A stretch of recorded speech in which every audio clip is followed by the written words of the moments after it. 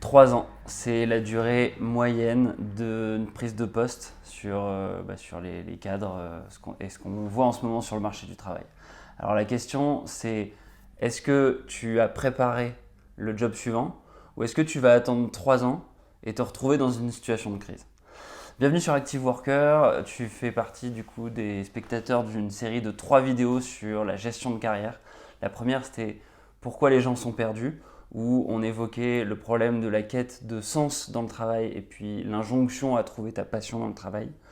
La deuxième c'était finalement comment gérer ça, comment ne jamais être au chômage et du coup comment pouvoir tout le temps avoir des opportunités où on abordait notamment la stratégie du fondateur de LinkedIn qui est en fait de dire que tu dois réfléchir à tes aspirations, tes forces et tes compétences marché. Tes aspirations à long, moyen terme et tes forces, c'est ce dont on va parler plutôt aujourd'hui. Et tes compétences marché, c'est ce que tu peux vendre tout de suite.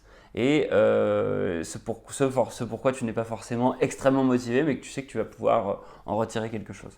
Donc là, le sujet d'aujourd'hui, c'est vraiment de se dire, de comparer cette étape de moments de crise où tu es obligé de te prendre la vague du tsunami, du moment de crise où tu dois trouver un travail, tu dois trouver un stage, tu es en difficulté et tu es en insécurité, tu dois trouver quelque chose. Et donc ça, c'est la chose qu'on a traitée dans la précédente vidéo. Et la situation de calme, de paix, où quelque part, tu as ton bateau qui avance parce que tu es dans ta carrière, tu es dans ton job, tu viens de démarrer un job, ou alors ça fait 1 an, 2 ans, 3 ans, tu es dans une situation de confort, tu vois clair à l'horizon et tu te prépares pas à la suite. Et c'est ça en fait l'erreur que la majorité des gens font, c'est qu'ils attendent de se retrouver face à un tsunami pour prendre des décisions. Donc l'idée, c'est que quand tu es dans un travail, la première chose que tu vas devoir faire, c'est t'entraîner et entretenir tes forces et tes compétences marché. Donc quelque part, c'est réussir l'opportunité que tu es en train de gérer. Et ça, en fait, la meilleure image pour l'avoir en tête, c'est un sprinter. Un sprinter, c'est quelqu'un qui est très bon, par exemple, tu prends Usain Bolt, le mec est capable de courir à une vitesse incroyable, mais tu ne l'imaginerais pas ne pas s'entraîner. Ou tu peux prendre l'image de ces nageurs aussi, qui s'entraînent tous les jours et qui font des records de natation. Donc toi c'est pareil en fait, si tu as un travail, si tu as un métier, quelque part, tu es censé t'entraîner tous les jours, donc il faut que que tu confortes tes forces, que tu confortes tes compétences marché et que tu réfléchisses à bien comprendre les règles de ton job pour savoir qu'est-ce qui va déclencher une augmentation, qu'est-ce qui va déclencher l'évolution vers un poste suivant. Et la première étape, c'est de se concentrer pour réussir ce job. Mais la deuxième étape, c'est de toujours réfléchir à un plan B. Et c'est ça la stratégie en fait du fondateur de LinkedIn, c'est de toujours avoir un plan A et un plan B. Le plan B par défaut, c'est ce qu'on a vu dans la vidéo précédente, c'est toutes les compétences marché que tu peux revendre. Donc ça, il suffit de prendre une feuille, un papier, un crayon et de te dire, ok, qu'est-ce que je peux faire où je sais que les gens vont être capables de me payer pour ça. Ça part des compétences les plus basiques comme faire serveur à McDo, tondre la pelouse, des métiers plutôt de manutention, etc. etc. Chauffeur Uber, livreur Uber Eats, etc. Ça, c'est des compétences très basiques, mais au fur et à mesure, tu vas les augmenter, et en fait, une première fonction de ton job, ça va être d'entretenir ça. La deuxième étape, ça va être de réfléchir à tes aspirations, et du coup, pour ça, je peux te donner 3 conseils. Le conseil numéro 1, ça va être de réfléchir à comment tu peux faire évoluer ton job.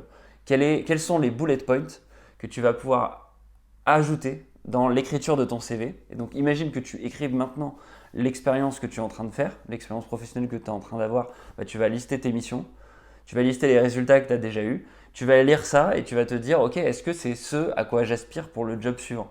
Si oui, tant mieux, essaie de renforcer les forces, essaie de renforcer les compétences marché, les choses qui sont vendables.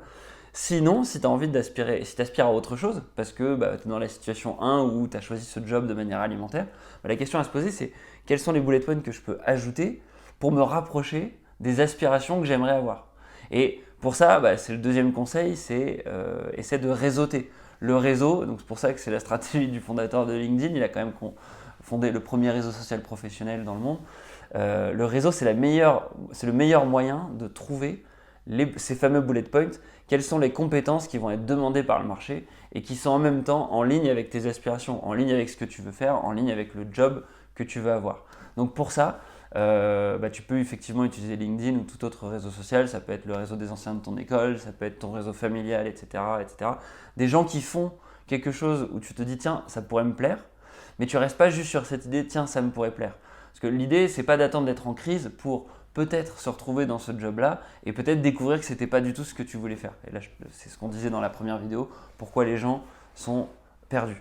Donc, ce que tu vas faire, c'est que tu vas, au lieu d'attendre d'être en crise pour postuler de manière acharnée, tu vas tout simplement envoyer des messages à des personnes qui font ce que tu aimerais faire. Et tu vas leur demander plusieurs choses. D'abord, tu vas leur préciser un point commun, dire bonjour, bah voilà, on fait partie de tel réseau, je te contacte de la part d'un tel, j'ai vu que tu faisais ça, ça m'intéresse. Une première phrase pour dire un point commun. Une deuxième phrase pour proposer un échange, demander du temps, parce qu'en fait la personne, elle n'a rien d'autre qu'à te proposer que du temps. Si tu lui demandes une opportunité tout de suite, bah, elle ne va pas forcément l'avoir, enfin tu ne connais pas son contexte. Donc l'idée c'est de lui demander bonjour, est-ce que tu aurais 15 minutes à m'accorder pour me faire, et là le mot magique c'est un retour d'expérience, pour me faire un retour d'expérience sur ce que tu vis en ce moment. Et là tu vas lui poser toutes les questions pour à la fois comprendre comment tu peux enrichir ton expérience actuelle, donc lui demander quelles sont les compétences qu'il faut pour faire ce qu'elle fait, comment elle a fait, est-ce qu'elle a des diplômes, des certifications, est-ce qu'il y a un parcours particulier à avoir, est-ce qu'il faut connaître des personnes en particulier. Voilà, essayer de comprendre d'où elle vient, t'intéresser à elle, dire bah, toi quel a été ton itinéraire, pourquoi tu as fait ci, pourquoi tu as fait ça, est-ce que tu referais la même chose. Et là tu vois tout de suite qu'avec toutes ces questions-là qui sont des questions ouvertes, que tu ne peux pas deviner à la seule lecture d'un CV ou du profil LinkedIn de la personne, bah, en fait, la personne, elle va t'apporter énormément de contenu, énormément de conseils. Et toi, bah, si tu fais ça 2, 3, 4 fois, 5 fois tous les 6 mois, forcément, tu vas avoir une longueur d'avance sur toutes les autres personnes qui attendent leurs 3 ans de poste avant de se mettre en alarme de quête de sens et de quête de passion dans leur travail. Donc ça, c'est vraiment le deuxième conseil que je peux te donner, c'est réseaute. Demande du temps aux gens, c'est ce qu'ils peuvent t'offrir. Et puis voilà, et puis ensuite, bah, c'est pas faire attention, évidemment, tu vas avoir des rejets et il ne faut pas avoir peur de ça. Il y a des gens qui te diront non, je n'ai pas le temps. Mais là, quelque part, tu demandes aux gens quelque chose qu'ils peuvent t'offrir, quelque chose qui est logique. C'est logique en fait que quand tu as envie de faire quelque chose, tu demandes de l'aide. Et demander de l'aide, c'est faire preuve quelque part de transparence sur son insécurité. Et ton insécurité, elle est légitime. Tu es dans une job actuelle, tu te dis, bah tiens, qu'est-ce que je vais faire dans 1, 2, 3 ans? C'est légitime de te dire, tiens, est-ce que cette personne pourrait m'aider? Et si elle ne le fait pas, bah, quelque part, c'est pas grave, peut-être qu'il y a plein d'autres personnes qui pourront t'aider. Troisième point, c'est avoir un petit projet à côté de ton travail. Parce que si tu ne travailles pas sur ton job actuel, si tu ne réseautes pas, bah, la troisième étape, qu'est-ce que ça va être? Ça va être de toi-même réfléchir à comment tu peux acquérir des compétences qui vont correspondre à ton job suivant. Donc moi par exemple, je suis manager commercial, mais cette chaîne YouTube, c'est quelque chose qui n'a rien à voir avec mon travail. Le seul point commun, c'est l'expression orale, c'est le fait de vendre quelque part des idées, de réfléchir à un discours, un argumentaire. Donc là, de toute évidence, je peux capitaliser sur ça, mais le fait de réfléchir à des titres YouTube, à faire des vignettes, à réfléchir à un plan de contenu, à faire de l'analyse des statistiques, des vues, de la durée de visionnage, etc.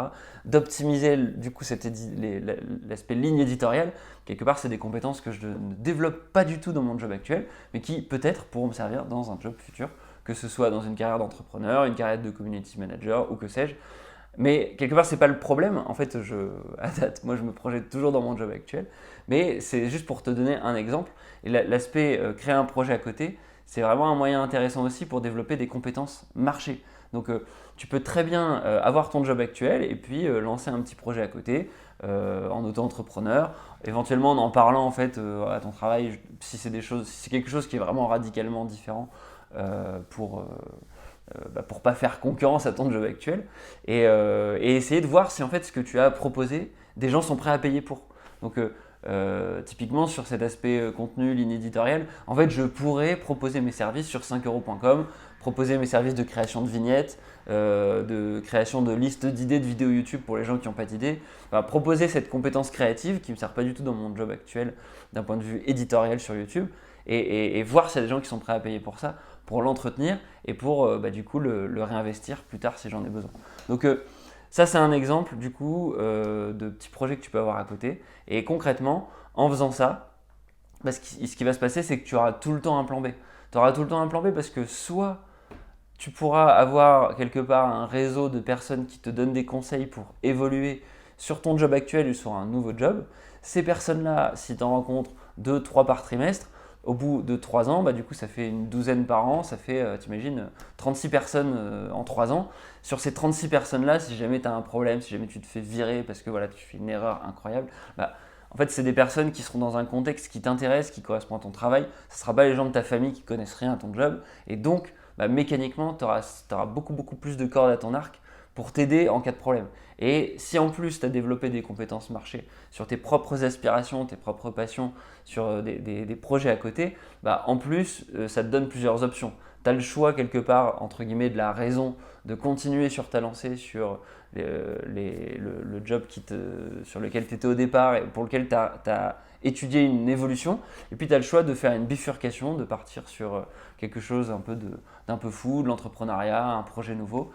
Mais ça ne marche que si tu l'as travaillé. Ça demande du temps et c'est un peu tout le sens de cette philosophie du coup de Reid Hoffman, qui est de toujours réfléchir à se dire quelles sont mes aspirations, quelles sont mes forces, quelles sont mes compétences marché, et de bien faire cette distinction entre temps de crise et temps de paix. Et le point clé, c'est vraiment en temps de paix en fait de préparer la guerre. Donc je te laisse sur cet extrait du Punisher, le film Le Punisher, où il nous parle justement de cette citation, et ça illustre bien en fait cette notion que en temps de paix, tout ce qu'on a à faire, c'est préparer la guerre et donc se préparer au temps de crise. Sic vis pacem parabellum. C'est du latin. Le sergent instructeur nous le faisait réciter comme une prière. Sic vis pacem parabellum. Qui veut la paix, prépare la guerre.